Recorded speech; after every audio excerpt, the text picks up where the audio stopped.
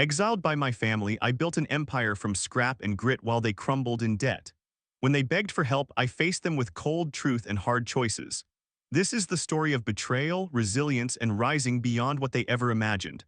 I want to share my story with you. I never thought I'd watch my own blood sweat on the floor of our ruined family estate, begging me for a lifeline as I stood there with my arms crossed. Yet here we are, me, the black sheep who no longer has anything left to lose, and them, my once untouchable kin, now trembling at my feet. But that's getting ahead of things. Let me take you back to where it all began, back to that night of crystal chandeliers and whispered judgments. Back to the moment they made me choose between two truths, their shallow legacy or my own damn life. The invitation arrived in an ivory envelope with that familiar embossed crest, the one my grandfather designed back when this family name still carried weight in 5 continents. I hadn't stepped foot in our ancestral mansion in over a decade. I traded silk ties for grease-stained overalls, boardroom power lunches for midnight solo drives down dusty backroads. They called it hobby nonsense, but it was the only thing that made me feel alive. Yet the envelope promised this was the family's grandest black tie gala in years, complete with champagne towers and a string quartet flown in from Vienna. They wanted a show, and apparently I was the lone act missing from their perfect little tragedy. When I arrived, they greeted me with the same forced smiles they always wore, glittering facades covering contempt so thick you could almost taste it in the air. My suit was bespoke but rough-edged, sleeves a hair too short because I'd lost a few pounds refurbishing an old chassis in my garage. My shoes, scuffed from hours spent walking factory floors instead of hotel lobbies. I could see them taking it all in. The way I stood a little too casually, the way my cufflinks didn't quite match their gleam. It was like showing up to a royal ball in a leather jacket and being asked to leave your soul at the door. By the time the first course arrived, a delicate foie gras with microgreens, they were already buzzing about some high-profile merger my brother was brokering. He was the golden child, polished, poised, and politically tuned in, everything I was. As he made small talk with our father, I caught him shooting me a look of smug satisfaction as if my existence was some annoying fly buzzing around his world-class diamond ring. I sipped my water, tasting the faint echo of their derision. Then came the avalanche. My sister, in a whisper so loud everyone at the table heard, asked if I'd considered that my side project of restoring old motorcycles was nothing but a midlife crisis in overalls. Their laughter rippled around the table like a mocking wave. I could feel my jaw tighten. Conforming had never been my style, but they'd never directly attacked my passions before, not this publicly. Our father leaned forward, clearing his throat so ceremoniously it felt like a judge reading a death sentence. He reminded me cordially, of course, that a decent son wouldn't embarrass the family name by flaunting new money drivel at a gathering meant to celebrate our proud history. When I tried to defend my choices, he cut me off. He said, and I'll never forget the words, "You have 2 options. Pick a path that brings honor to this house, or step away and don't come crawling back when you realize how much you've wasted." I stood up, feeling every eye turned toward me. The chandelier's crystals shimmered in the silence. For years I'd bottled up their contempt, swallowed their insults, convinced myself that their approval was irrelevant. But hearing it in that cathedral of their own ego was different. It stung. And then it was my turn. I told them I'd chosen. My own life wasn't for sale, not at any price. I told my brother his suits and stock portfolios meant nothing to me. I told my family good luck running their ivory tower without me, and not to bother expecting a single donation check from their cast-out son. The final blow was my mother, tears glistening like cheap jewelry, whispering that she loved me but she loved the family name more. And just like that, I was exiled.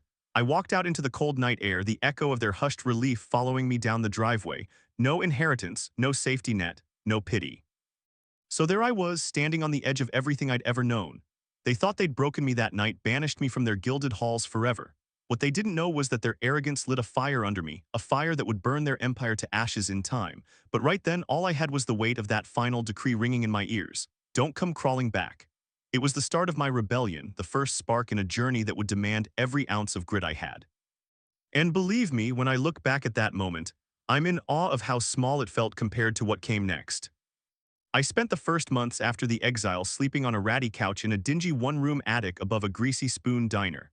The landlord was a grizzled ex-convict with a bad habit of calling me kid, even though I was pushing 30. My suit hung in the corner, gathering dust like some relic of a life that no longer existed. I scavenged whatever work I could find, washing dishes for 12-hour shifts until my hands ached, stocking shelves at a rundown hardware store where the regulars gave me sideways glances as if I might break at any moment, delivering newspapers in pre-dawn darkness while old men leaned out their windows, warning me that the neighborhood was no place for highfalutin types. I had arrived in their world as the prodigal son of a prominent dynasty, and I was drowning in it. Bills piled on that chipped coffee table in front of me, each envelope a taunt reminding me that my family would never send a dime. At night, I'd press my forehead against the cool windowpane, staring at the flickering neon sign of the diner below, wondering how I'd gone from childhood birthdays in sunlit gardens to this perpetual gray. The hardest part wasn't the work itself. It was the voice inside my head that whispered, "You brought this on yourself. You deserve to be here." Every mistake felt like confirmation. The time I mixed up paint cans at the hardware store and nearly blew a week's wages replacing drywall, or when I fell asleep at the newspaper stand and missed half the route, incurring penalties that cut my pay in half. Loneliness carved its lines deep across my face. I felt like an actor in a play written by someone else, reciting lines that had no meaning for me. I barely ate most days. A stale donut and a lukewarm coffee became my standard breakfast, lunch, and dinner if I was lucky. Occasionally, a fellow dishwasher or a stock clerk would toss me a burrito or some leftover fries, pity in their eyes that stung more than hunger. I tried to call my sister once, but she hung up before I could explain my rent was overdue and that I was sleeping on borrowed blankets. My brother's voicemail was full. Mom's line went straight to an answering machine, the message dripping with rehearsed warmth. "We love you. Call when you're ready to come home." But home was the one place I couldn't go. Every Sunday, I dragged my aching knees to a cramped public library, seeking refuge among book stacks where no one judged the ragged man in faded jeans. I devoured everything: biographies of entrepreneurs who started in garages, histories of industries that rose from nothing, even self-help drivel promising that grit alone could build an empire. I highlighted passages about business models that required minimal capital, scribbled notes in the margins. Start small, scale smart, monetize passion, leverage neglected markets. The words became a lifeline, a fragile thread connecting me to a possibility beyond survival. One frigid morning, after a 12-hour dishwashing shift that blurred into another twilight of scrubbing and rinsing, I caught sight of a half-finished mural on the brick wall outside the diner. Someone had sketched a mechanical arm reaching for a gear, rusty and broken. It reminded me of the motorcycle I'd restored in my garage years ago, the thrill of turning discarded parts into something powerful. A spark ignited. What if I could apply that same principle, rescuing undervalued machines, forgotten systems, even entire neighborhoods from disuse into profit? What if I built a company that specialized in repurposing industrial waste into high-value products? It was a field no one in my family would touch. They worshipped old money purity and looked down on smokestack enterprises. But here, in my bedraggled world, the idea felt like a revelation. I cobbled together $1,500 I'd saved from overtime and pawned my grandfather's old pocket watch, my only tangible connection to that life, for an extra $500. With that seed money, I rented a dusty storefront in an industrial district half abandoned after the factory shutdowns. Neighbors called it that junk place, and I wore their derision as armor. I spent days hauling rusted piping, cracked tiles, and chunks of broken conveyor belts. At night, I sketched product designs on stained cardboard, modular lamp fixtures made from wheel bearings, minimalist furniture built from shipping pallets, even a prototype of a compact biofuel processor using discarded engine parts. My hands bled, my clothes reeked of oil, but every prototype that worked, every bulging blueprints folder felt like a step away from that attic couch and a defiant middle finger to my family's snobbery. In those wilderness years, I learned that hunger was a sharper teacher than any Ivy League professor. I discovered resilience in the echo of my hammer strikes, clarity in the hum of my welding torch. I rarely slept more than 4 hours a night. The rest of my time was spent negotiating with scrap dealers, filing business licenses, and teaching myself basic metallurgy from second-hand textbooks. Self-doubt still lurked. Some nights I woke drenched in sweat, convinced I'd built something no one would ever buy. But each morning I forced myself out of that sagging couch with a single thought fueling me. If they never believed in me, I'd build something they couldn't ignore. I didn't know then that this shabby storefront would become the nucleus of an industrial renaissance. I didn't foresee the orders that would start trickling in from local cafes wanting custom fixtures or from eco-conscious startups seeking sustainable materials. All I had was a vision born from desperation and a stubborn refusal to bow to my family's legacy. In that lonely, grueling stretch of years, I fashioned not just a business plan but a new identity, one forged in rust and resilience, destined to shake the foundations of the dynasty that cast me off. I barely noticed when the months slipped into years. What started as a one-man scrap shop in that grimy industrial alley quietly transformed into a sprawling operation. I never hired flashy recruiters or plastered my face on glossy magazines. I stayed off the radar, content to let the hum of my foundry and the click of my design software speak for me. My business was built on three principles I'd honed during those wilderness years: relentless reinvention, ruthless efficiency, and absolute loyalty to the people who proved they deserved it. Year one, I was still welding bent pipes into coffee table legs by hand, striking deals with local cafes and eco-conscious startups. Word spread slowly, not through PR campaigns but through satisfied whispers, baristas marveling at a lamp made from repurposed turbines, architects impressed by reclaimed metal beams that cost half of virgin steel. I reinvested every cent into better equipment: a CNC machine, a small forging press, a prototype kilowatt biofuel reactor. I found a partner in Maya, a materials scientist with a stubborn streak as strong as mine. We met at a trade show in a cavernous expo center by accident. She was presenting microscale carbon filters. I was clutching a rusty engine block like a lost puppy. We hit it off, arguing over the best way to grind scrap for maximum tensile strength. I offered her a corner of my shop and a 5% stake. She countered with PhD references and 3 years of lab reports. We split the difference, shook on it, and never looked back. By year 3, Rust and Resolve Industries had a crew of 20, welders, designers, engineers, marketing geeks, even a couple of ethnographers hired to scout emerging urban art scenes hungry for sustainable materials. I refused to hire scions of some pedigree. I wanted knuckles-raw ambition, people who'd slept in hostile bunk beds or brushed elbows with danger in rundown factories. They were my chosen family, folks who'd risked everything to build something that mattered. And they repaid me with sweat, loyalty, and moments of genius I never anticipated.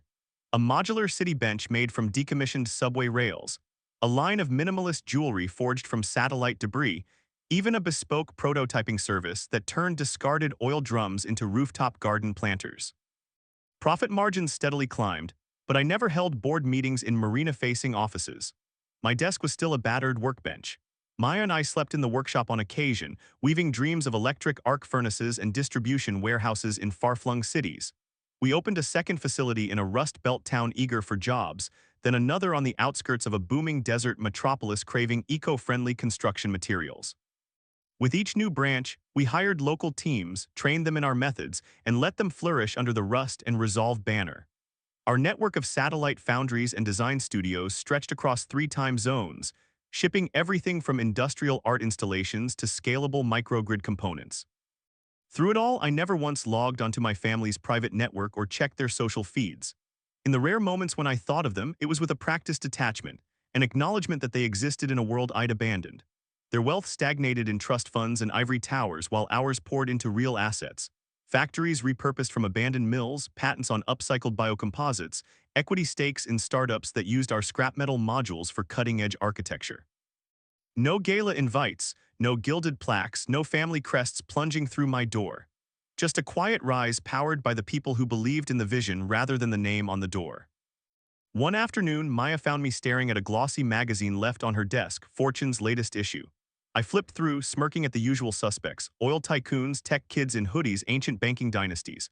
But then I saw a tiny 5-line blurb: Rust and Resolve Industries quietly surpasses siblings in annual revenue, ranking among the top 10 emerging industrial conglomerates. My breath caught. They reported annual earnings, market cap estimates, even projected growth rates, all without mentioning my name, my face, or the family crest I'd renounced. It was the ultimate anonymity badge. We'd grown so powerful, so indispensable, that the world noted us without ever caring who I was.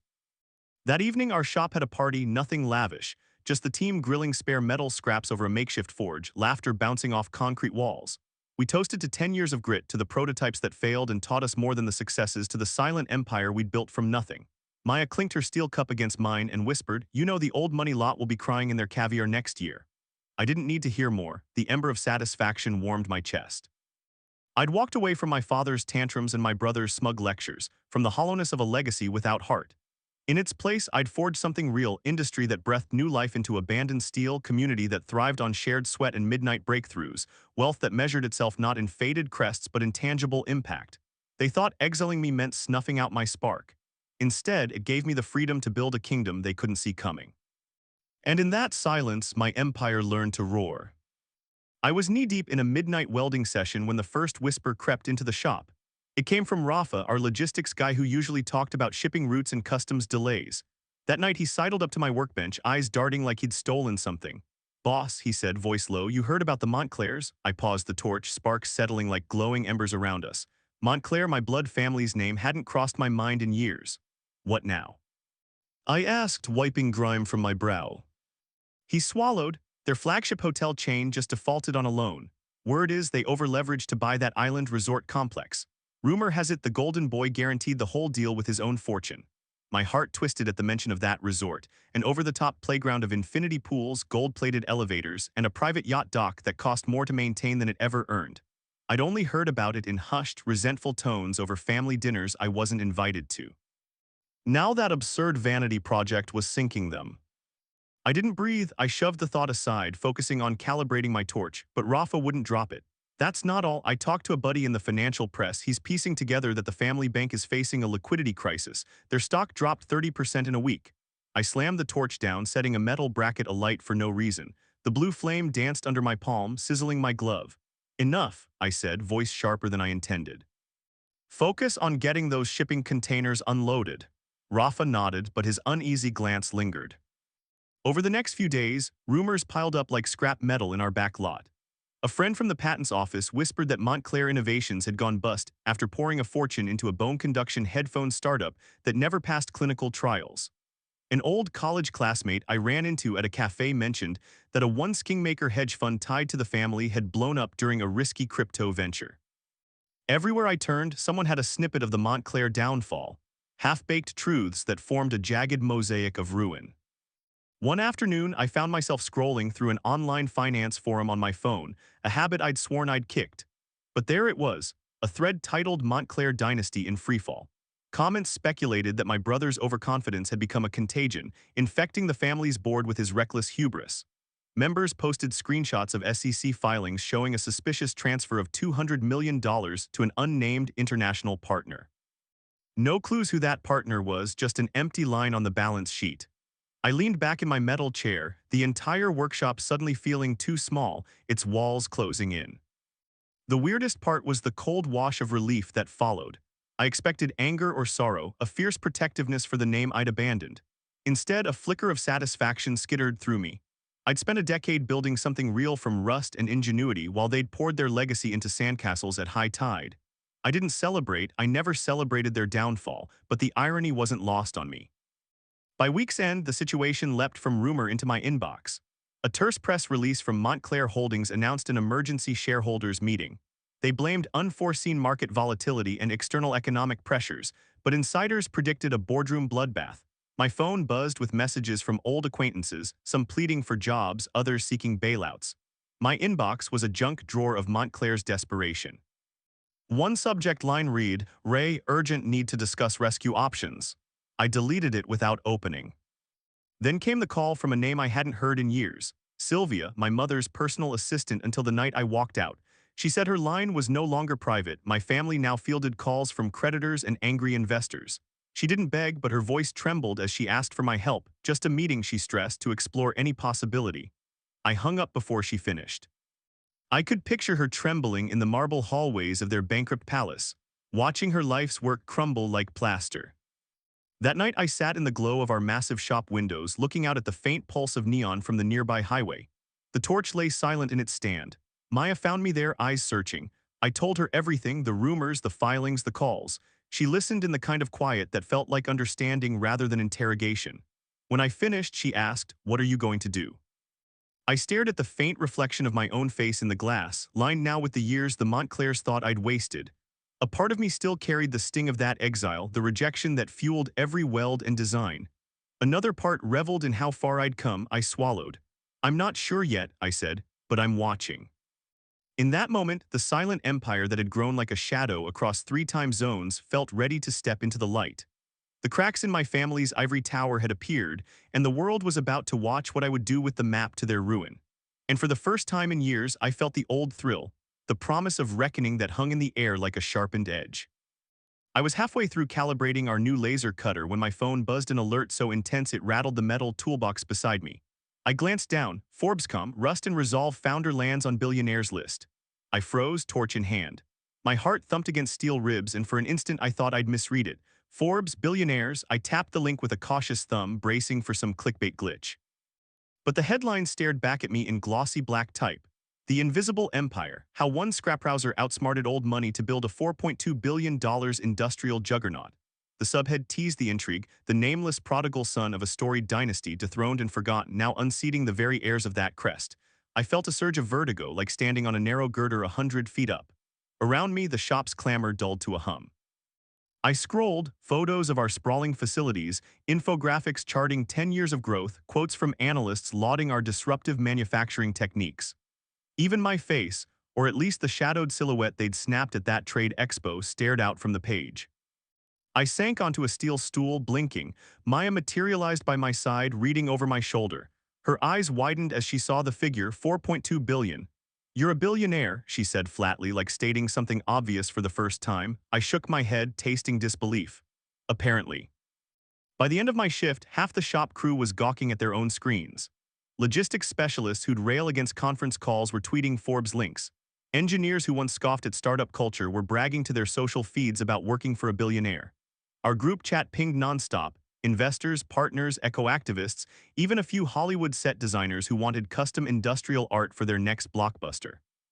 The world had finally paused to notice what we'd built in plain sight. That evening I went home to my loft, a converted warehouse that still smelled faintly of flux and musty timber. My phone buzzed with private messages. First came the tag from a financial news aggregator. Breaking, Rust and Resolve's founder exceeds Montclair Dynasty net worth.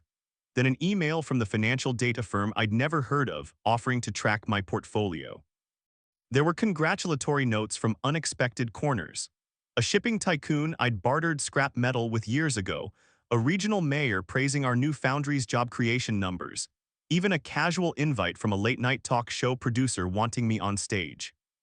And then inevitably the call from an unknown number. When I answered, a shaky voice said, "Michael, it's Aunt Teresa." Her name jolted me straight back to family Christmases with too many relatives, the disappointed glances, the silent dinners. "I just saw Forbes," she whispered. We never knew." I closed my eyes, listening to the crackle of vulnerability through her tears.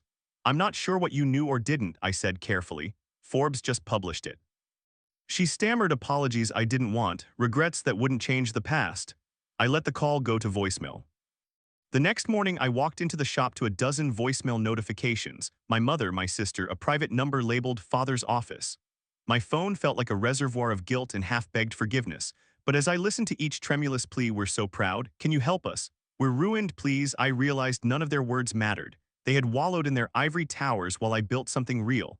Now they wanted a piece of it. I deleted their messages without a second thought. Instead, I sent a company-wide email. "Today we're featured in Forbes. This isn't about me alone. That headline belongs to all of us. Your grit, your loyalty, your midnight breakthroughs made this happen. Celebrate, but remember why we started, to turn cast-offs into catalysts for change. Let's show the world what rust and resolve means by living our values every day." The replies flooded in: fireworks emojis, heartfelt notes, lukewarm requests for bumpers in the company newsletter. Maya walked by with 2 cups of coffee and handed me one, eyes shining. "You ready for round 2?" she asked. "Round 2, I echoed. "They'll be knocking soon." And they did. Over the next hour, calls flooded my direct line: family lawyers, boardroom fixers, trust fund managers. They hadn't believed I could rise so quietly, so thoroughly. The shock was delicious, their panic intoxicating.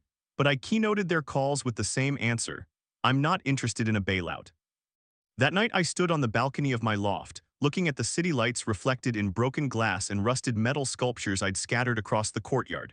Forbes had detonated the bombshell. They knew I existed now, they knew my worth, they knew the Montclair throne was shaky.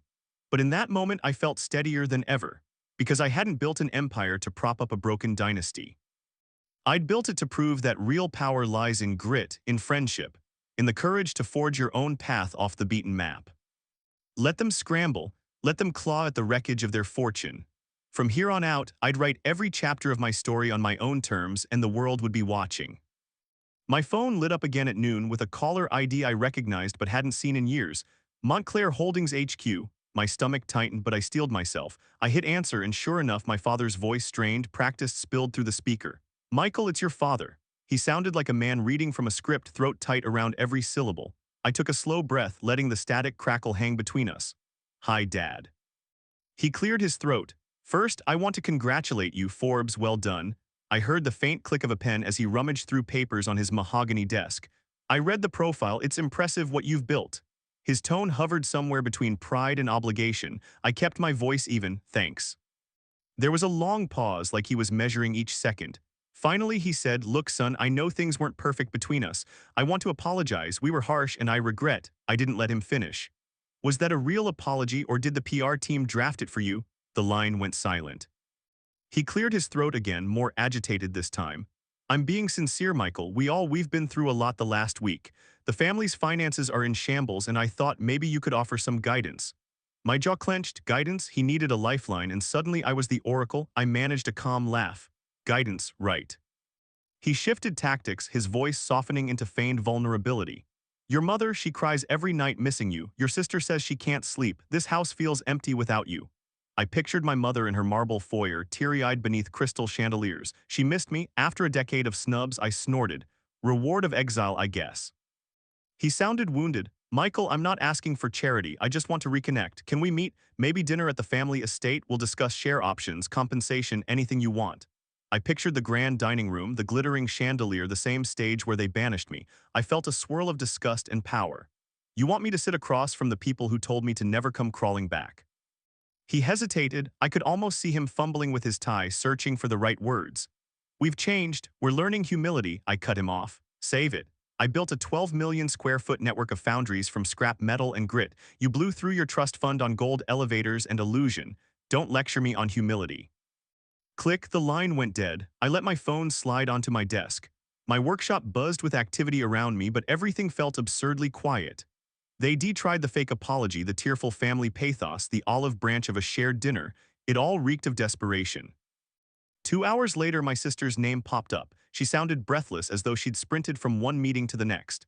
Mikey, oh God, I'm so relieved you're there. She tried to sound chirpy, but her voice cracked.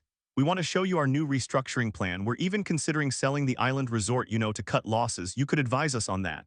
Advisory role, backhanded power grab. I smiled at the word Mikey, the nickname I'd loathed when I was a kid. I sold that island 6 months ago to a hedge fund. You never heard. She stumbled over her words. What, who? See, that's the problem. Our board minutes are a mess. We're scrambling. We need your insights. I laughed loud enough to echo across the workshop. You need me to bail you out. Call it what it is. She went silent. Then she said, voice small, we're sorry. We miss you. I closed my eyes. This isn't about missing me. It's about missing your bottom line. I clicked off the call before she could argue. By evening, my mother tried her hand, an email dripping with sentimentality. She wrote about childhood memories, my grandmother's rose garden, the lullabies she used to sing. She attached a family photo from my 10th birthday, me in overalls, grinning with cake icing on my chin. I stared at it, feeling the old ache. Then I wrote back, beautiful photo. I cherish those memories, but nostalgia doesn't pay rent on a failing empire. Good luck. I hit send before I could second-guess the sting. That night, I sat with Maya in my loft courtyard, watching sparks drift from a small forge I'd set up for her latest prototype. She asked, would you ever meet them? I shook my head. They didn't want me when I was broke. Now they're scrambling to patch their losses with my name. I felt a fierce protectiveness for the life we'd built. Every weld, every midnight breakthrough, our chosen family of misfits who never doubted me. Over the next few days, their attempts became more layered. A PR firm reached out under the guise of family ambassador, looking to spin a feel-good reunion story. A board member of Montclair Holdings left a voicemail promising discreet negotiations for strategic partnerships. They even sent a fruit basket to my front door with a ribbon that read, welcome home, son. My cleaning crew delivered it, pineapple wedges, fancy cheeses, a note signed by your loving family. I watched them carry it to the dumpster and drop it inside. I didn't make a scene. I let them squirm in their desperation. Each outreach chipped away at their pride more than any public rebuke could, and as long as they believed I might still be available, they remained trapped in their own folly. They had begged, they had connived, and they had failed to earn even a fraction of my respect. I closed the workshop door at dusk and walked back through the courtyard, past rusted metal sculptures that caught the dying light. My empire had no banners, no pedigreed heirs, no crests to prop up. It thrived on blood, sweat, and the kind of loyalty they'd never understand. Let them keep calling. Let them keep begging. I'd built something they could never take away, the power to refuse. I was in a design review when my assistant buzzed in. Mr. Stone, your family's here. My head snapped up. She held the door ajar and I saw them, my parents, my brother, stepping into the showroom as if they owned the place. Their tailored suits were scuffed, the silk ties hung limp, and their faces looked drained like ghosts of the polished people they'd once been. I motioned for them to sit on the sleek leather sofas beneath the floor-to-ceiling windows that overlooked our central foundry's rooftop solar array. My heart hammered, but I kept my voice steady. "You've seen the building," I said. "Welcome." My father swallowed, tugging at his collar. He cleared his throat. "Michael, thank you for seeing us." His voice cracked on that last word. My mother sat stiffly beside him, clutching a worn leather handbag. My brother slouched on the edge of the coffee table, legs splayed, eyes darting among us. I folded my arms. I get the feeling this isn't a social call. My father glanced at my brother, then back at me. "Our cash flow is gone. The bank called your name as the only source of liquidity. We've liquidated everything, assets, properties, even our art collection. There's 30 million left, but it's gone in 2 days." He sounded numb. My brother finally spoke, voice barely louder than a whisper. I overextended our lines of credit on that biotech venture. The trial failed. Investors pulled out. Now the entire holding company is eroding." He lifted his gaze to mine, shame and entitlement colliding in his eyes. "We need your help." My mother's lips trembled. "Michael, we've never needed you like this. We're humiliated, but if there's any way you could consider a loan, an investment we could restructure and repay." She laid a thick portfolio on the glass table, balance sheets printed in dark red ink, projections turned to ash. "We just need a bridge." I stared at that folder, remembering the night they handed me an envelope stamped with the family crest and told me not to expect a penny. I remembered their sneers, their condescension, the way they crushed my spirit with cold words. Now their desperation was laid bare, but entitlement still throbbed beneath it, like they believed I owed them salvation. I stood and switched on the overhead lights. The room glowed with minimalist chrome fixtures, my design. "So this is it," I said, voice low. "You've burned every bridge, shattered every asset, and now you want me to hand you a lifeline." My father looked away and my mother closed her eyes. My brother shifted, his face paling. I paced between them and the panoramic windows. "Let me be clear, I have no obligation to save you, none. You exiled me for choosing a different path. You told me never to come crawling back, so tell me, why would I help you now?" My father's voice cracked. "Because we're family." The word landed like a slap. Family? I stopped pacing and faced them. "Family is more than a name or an inheritance. It's trust, it's loyalty, it's respect. You had none for me." I leaned forward, placing a steady hand on the portfolio. "You want money, not for free. This conversation ends when you agree to 5 conditions." They all looked at me stunned. My brother's jaw hung open, my mother's eyes were shiny with tears, my father's hands trembled. I recited each term. 1. I'd take a majority stake in all Montclair entities to oversee any bailout. 2. My brother steps down as CEO and we install an independent board.